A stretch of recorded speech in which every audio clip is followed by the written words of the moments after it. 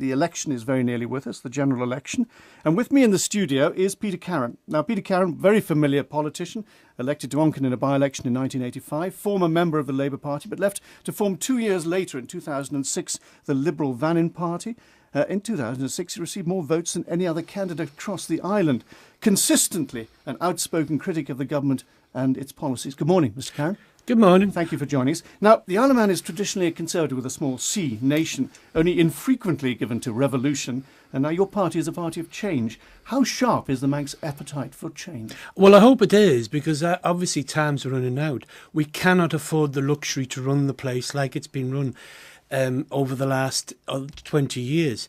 The fact is we've seen the biggest economic boom, but the fact is that we've also got such amount of liabilities as far as the future of the island's concerned. But generally, Manx people feel fairly comfortable, and if they feel comfortable, it would be difficult to say to them, change everything, throw everything in the air, let's try something different. Well, it's a bit like the media, as I say, when they prop up what's actually the status quo. The fact is... Well, that's your opinion. That's your opinion. No, well, I think it's opinion of most people as far as the way we've got it here. The fact is you've got Anderson mentioning the customs agreement. The reason that's out today is because of questioning by me. The reason why we have questions on a regular basis is to try and hold the executive to account and not have a situation where a small select few who seem to be able to use the public purse as their own personal takes me on to my bank. next question. 13 of the 22 oral questions are from yourself. We've had a listener saying it's probably worth costs an awful lot of money for the government to answer all these questions. Is it worth it? Well, go and ask that for the people who paid for 131 million for a 40 million pound power station. The fact is, when I wasn't there, you never had a sitting. Your answer is yes to that. Should the policy of the individual Lib Van members be consistent with the policy of the party as a whole? I mean, if you, for instance, got a whole lot of members in this time, would they be expected to vote as a group?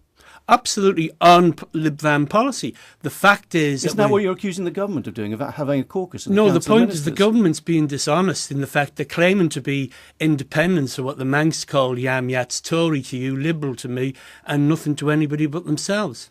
Is Liberal a good tag to have at the moment, considering what's happening across? Well, I think the point is what we wanted to do is create a party reform to try and get a rainbow alliance of people who realise that the present system of government is totally unacceptable and unsustainable. That's why we've got the Liberal Vannin Party, to try and get that sort of audit into the systems of government. I noticed that so far the candidates declared for Lib Vans have all been in constituencies where there is a minister. Is that a direct policy? Are you targeting ministers? No. When you've got to remember, you've got 10 of the 24 members are ministers. The fact is, it's so disproportionate, anyways.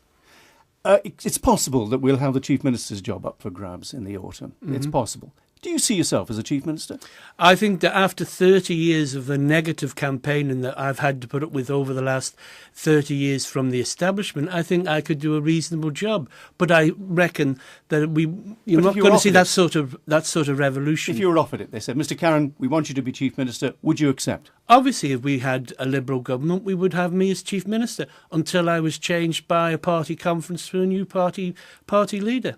When you gave your speech to the budget, which incidentally you voted against, of course, which you habitually seem to vote against, why is that? Well, of course, you spent 160 million more than came in. And the fact is that what I do think is so terrible because of the lack of accountability is the irresponsibility of this government trying to put everything off until after the election so they've got their feet under the table so that they can carry on as they have done, which is unsustainable. Well, let's just mention something you mentioned there, the pensions black hole, 500 million. Mm-hmm. And who exposed it? Well, yeah, but what would you do about it? If you were Chief Minister, what would you do about it? What you'd have done like 5 years ago. Yeah, but what would you do now? What should have been done when I made the representations on this issue? But that's jobbing backwards. What can you do now if you were Chief Minister? Well, the situation would be is that you've got to stop final salary to start off with.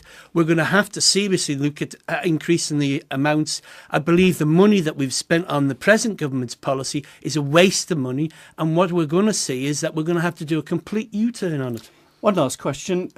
Does your party have to do well this election or fall by the wayside? Is this the final chance of Lib Vans to actually gain a lot of candidates? I hope that the Liberal Vannon Party is there as part of the constitution of good governance that this island needs if it wants any constitutional change in the future as far as independence. And I think if we don't get a Lib Van Party success this time, well, that'll be up to people like myself in previous generations that's created the change that's needed. Mr. Karran, thank you very much indeed. Peter Karran, a prospective candidate for the constituency of Onchan. It's 8 o'clock.